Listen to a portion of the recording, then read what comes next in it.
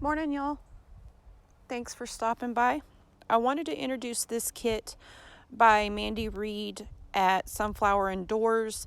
This is her Steampunk Blues kit, and I have been chosen to do a guest design team project for the month of October using this kit.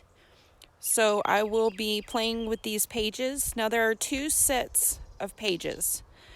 These are the less embellished ones, and I want to show these little small pieces that she included.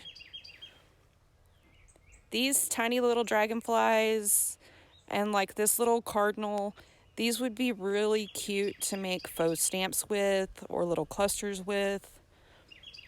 Anyway, as I was saying, there are two types of pages. These are the plainer pages, and I'm about to show you the difference.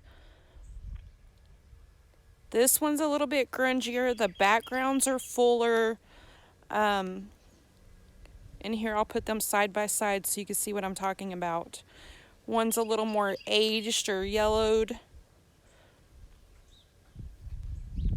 So you get both sets of papers in the kit. This one has this really cool house on it.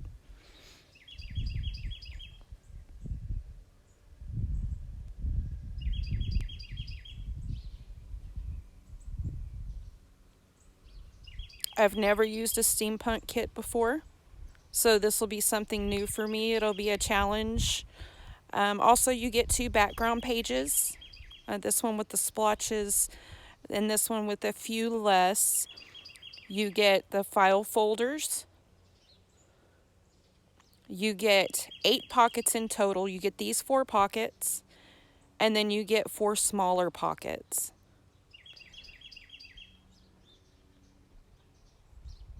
Also in the kit, there is a page of tabs, faux washi, and words and phrases.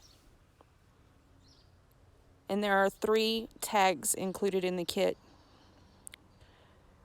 You did a really good job, ma'am.